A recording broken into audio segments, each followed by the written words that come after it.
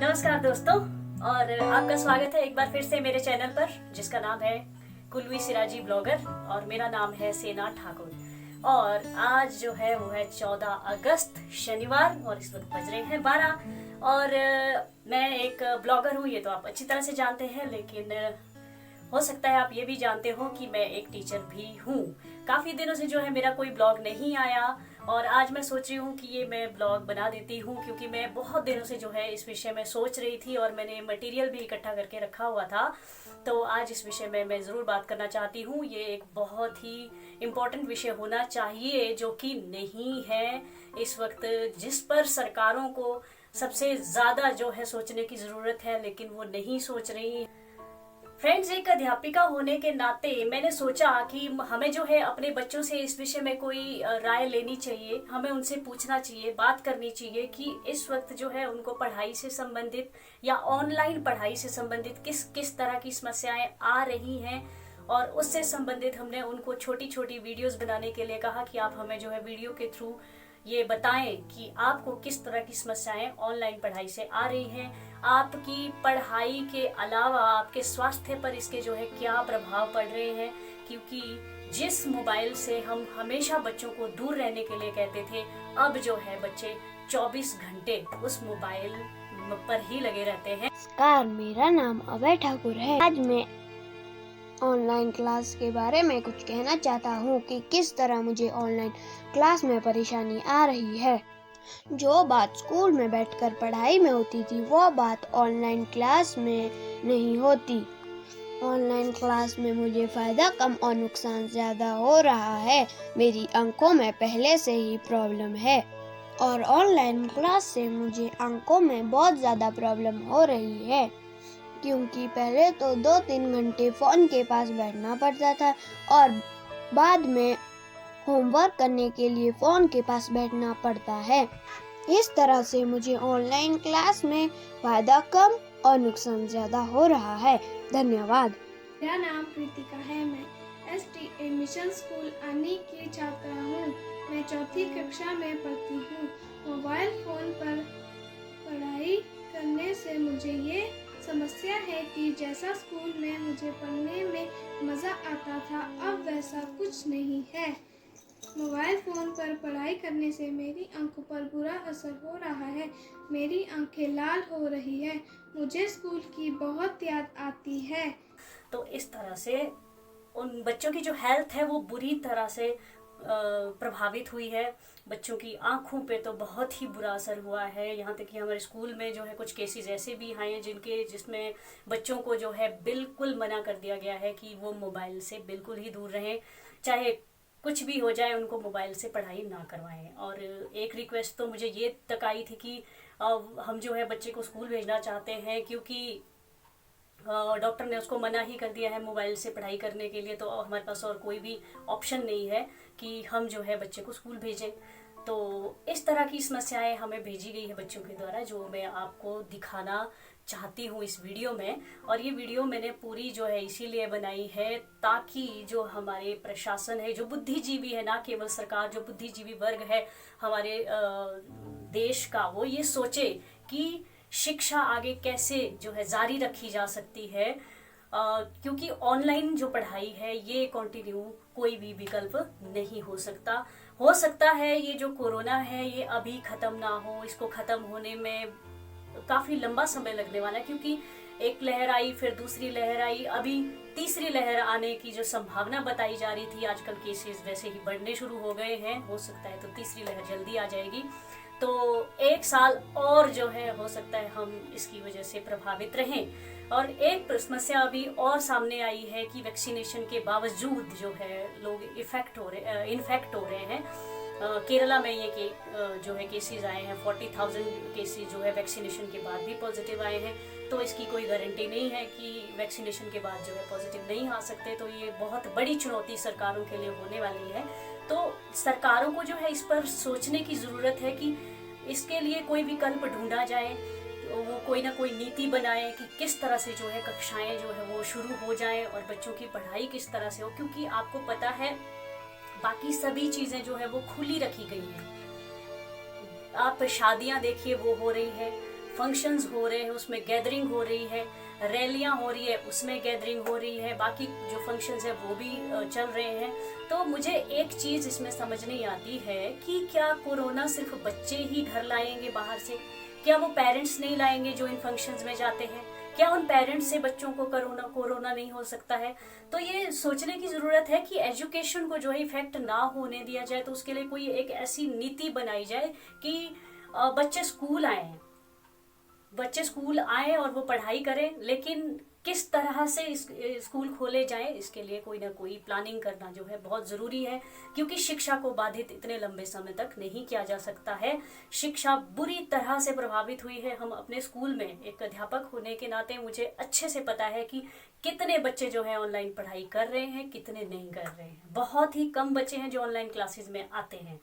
उनके ना आने के भी अपने अपने कारण हैं। कहीं पे नेटवर्क नहीं है, किसी के पास पैसे नहीं है रिचार्ज करने के लिए, किसी के पास मोबाइल नहीं है, अगर मोबाइल है तो फिर रिचार्ज करने के पैसे नहीं है। नमस्ते, मेरा नाम प्रज्ञा ठाकुर है। मैं हिमाचल प्रदेश कुल्लू डिस्ट्रिक्ट आनी में रहती हूँ। मैं सरकार से ये विनती करना चाहती हूँ कि हमारे स्कूल जल्दी से जल्दी खुलवाए जाएं, ताकि हम अच्छे तरीके से पढ़ पाएं। ऑनलाइन क्लासेस चल तो रही हैं, पर उसमें काफी सारी प्रॉब्लम्स आ रही हैं। प्रॉब्लम नंबर फर्स्ट, स्क्रीन के पास जाने की वजह से हमारी आंखों में प्रॉब्लम हो रहा है। आंखें लाल हो जाती हैं, आंखों में अचानक से पानी आने लगता है। प्रॉब्लम नंबर सेकंड, जो हम लोग को प्रैक्टिकली स्कूल में समझ में आता था, वो हम लोग को ऑनलाइन क्लासेस में नहीं समझ में आता है। प्रॉब्लम नंबर थर्ड, नेटवर्क का भी बहुत इश्यू होता है। कभी कभी तो क्लासेस बंद करनी पड़ जाती हैं। प्रॉब्लम नंबर फोर्थ, हमारे पास एक ही मोबाइल है। पापा की आर्थिक स्थिति भी अभी सही नहीं है, जिसकी वजह से मोबाइल का रिचार्ज नहीं हो पाता है और ऑनलाइन क्लासेस भी नहीं लग पाती हैं। प्रॉब्लम नंबर फिफ्थ, मैं अपने दोस्तों की शरारत, टीचर्स की डांट, स्कूल की वो सभी मजाक मस्तियाँ बहुत मिस करती हूँ। इसलिए मैं सरकार से विनती करती हूँ कि हमारे स्कूल जल्दी से जल्दी खुलवाए जाएं। हमें पता है कि आप लोग कोरोना की वजह से नहीं खोल पा रहे हैं, पर अभी स्थिति ठीक है, तो आप लोग 5th के ऊपर की क्लासेस प्लीज खोल दीजिए। हम लोग पढ़ना चाहते हैं। जब पढ़ेगा इंडिया तभी तो बढ़ेगा इंडिया। नमस्ते। इस तरह की अलग अलग समस्याएं जो है उनको ऑनलाइन पढ़ाई से संबंधित आ रही है। अगर वो ऑनलाइन पढ़ाई कर भी लेते हैं तो फिर भी उनके जो हेल्थ रिलेटेड इशू है वो सॉर्ट आउट नहीं हो पा रहे हैं। हेल्थ रिलेटेड इससे बहुत सारे इश्यूज हैं, क्योंकि मैं खुद ही ये देख पाती हूँ जब भी हम मोबाइल यूज करते हैं, क्योंकि टीचर्स को भी मोबाइल का यूज इससे बढ़ गया है। जैसे कि जैसे टेस्ट वगैरह लेते हैं तो चेक करने पड़ते हैं, वो उसकी वजह से जो है हम लोग बहुत ज़्यादा जो है झुक के काम करते हैं मोबाइल पे, और उसकी वजह से जो सर्वाइकल प्रॉब्लम्स है वो आ रही है, सर दर्द की प्रॉब्लम हो रही है, आंखों पे तो असर होता ही होता है। वो तो खैर सबको पता है कि इसका आंखों पे बहुत बुरा असर होता है।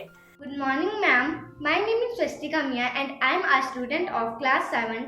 ऑनलाइन क्लासेस में जो मुझे प्रॉब्लम आती है वो है, सबसे पहले तो जैसे हमें होमवर्क आता है, ऑनलाइन क्लासेस लगती है, उसको देखते हमारी आंखों में दर्द होता है, और कभी कभी मेरी आंखों से आंसू निकलता है, जलन होती है, और कभी कभी मेरे सिर में भी दर्द होता है। और जब मैं ऑनलाइन क्लासेस लगाती हूँ तब मेरी गर्दन में भी बहुत दर्द होता है। बस यही थी मेरी कुछ प्रॉब्लम्स जो मैं ऑनलाइन क्लासेस में फेस करती हूँ। Thank you so much.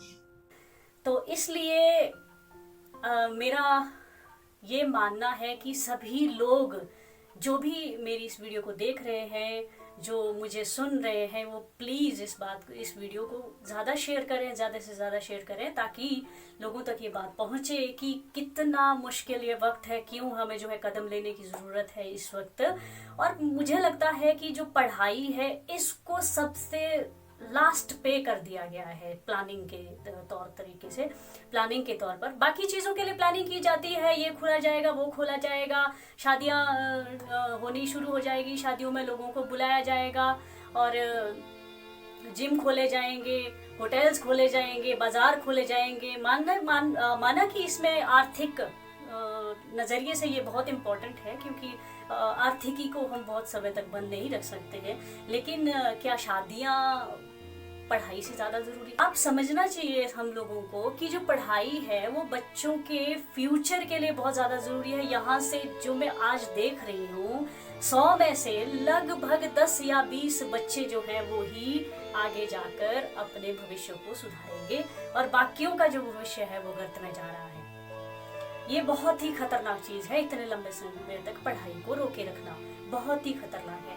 आप इस विषय में जो है जरूर सोचें, और जो हमारा बुद्धिजीवी वर्ग है प्लीज इसके लिए जो है ना कोई प्लानिंग बनाए, ताकि जो पढ़ाई है उसको कंटिन्यू किया जा सके। चाहे इसके लिए स्केड्यूल बनाए, हम क्लासेस जो है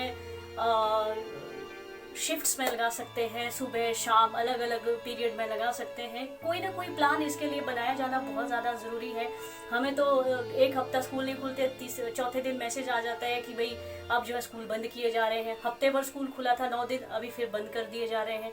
तो इस तरह से जो है बहुत मुश्किल होने वाली है। Good morning ma'am, my name is Santosh, I read in second class. जो ऑनलाइन क्लास होती है उसमें समझ भी कम आता है, टाइम भी कम होता है। स्कूल में टाइम भी ज़्यादा होता है, समझ भी ज़्यादा आता है। तो आप सबसे मेरी ये प्रार्थना है कि प्लीज़ आप इस बारे में कुछ प्लान बनाए, कुछ सोचें, और ताकि हम लोग जो है इस शिक्षा को कंटिन्यू रख सकें, शिक्षा को जो है वो जारी रख सकें, और भविष्य जो है अपना वो सुरक्षित रखें। तो अंत में मैं यही कहना चाहूँगी, मेरा ये वीडियो अगर आपको पसंद आता है तो प्लीज़ आप इस वीडियो को लाइक शेयर करें और इस पे कमेंट भी करें। तो हो सकता है मैंने इसमें बीच में कुछ ऐसी बात कही हो जो आपके गले ना उतरे या फिर आपको सही ना लगे, तो प्लीज़ आप इस पे अपने गलत कमेंट ना करते हुए ये आप कह सकते हैं मुझे कि मैं किस जगह पे गलत हूँ। तो हो सकता है मैं कोई एनालिस्ट नहीं हूँ, मैं एक टीचर हूँ, मैं एनालिस्ट नहीं हूँ, तो मैं हर चीज़ को एनालाइज नहीं कर सकती हूँ। टीचर होने के नाते जो मैंने एनालाइज किया है वही बातें मैंने इस वीडियो में कही हैं। तो अगर आपको कोई चीज़ इसमें गलत लगती है तो आप मुझे मार्क करके कह सकते हैं कि यहाँ पे ये सुधार किया गया है गवर्नमेंट के द्वारा और आप ये गलत कह रही हैं। तो लेकिन फिर भी मैं चाहूँगी कि आप इस वीडियो को देखें और शेयर करें बहुत ज़्यादा, ताकि ये जो बात है ये सब लोगों तक पहुँचे और गवर्नमेंट तक भी पहुँचे और हमारे बुद्धिजीवी वर्ग तक पहुँचे, ताकि वो आगे कोई ना कोई ठोस नीति जो है वो लाए, क्योंकि ठोस नीति लाना बहुत ज़रूरी है। कोरोना के साथ चलने के लिए हमें कहा जाता है कि कोरोना के साथ चलना सीखना होगा, तो हमें कोरोना के साथ पढ़ना भी सीखना होगा, ना कि ऑनलाइन बल्कि कोई और तरीका ढूंढ के, ताकि जो क्लासेस है वो स्कूल में ही लगे। और हो सकता है सराउंडिंग के कम एरियाज़ में जो है क्लासेस लगाई जाए, क्योंकि आपको पता है स्कूल का एरिया ज़्यादा नहीं होता है, वो सराउंडिंग में ही होता है, कम एरिया होता है। हालांकि टूरिज्म में देखिए आप, टूरिज्म खुला है तो काफ़ी दूर दूर से जो है टूरिस्ट आते हैं, लेकिन फिर भी टूरिज्म जो है उसको खोला गया है। पता नहीं, मुझे ये चीज़ समझ नहीं आती है कि टूरिज्म खुला है, स्कूल बंद है। हालांकि टूरिज्म के बजाय स्कूलों को खोला जाना ज़्यादा ज़रूरी है, क्योंकि इससे क्या नुकसान आगे हो सकते हैं आप अच्छी तरह से जानते हैं। तो अंत में मैं आपसे माफ़ी चाहूँगी अगर मैंने कुछ भी गलत कहा हो इसमें, और मैं चाहूँगी कि आप मेरी वीडियो को लाइक करें, शेयर करें और मेरे चैनल को सब्सक्राइब करें, जिसका नाम है कुलवी सिराजी ब्लॉगर और मेरा नाम है सेना Thakur. Thank you so much.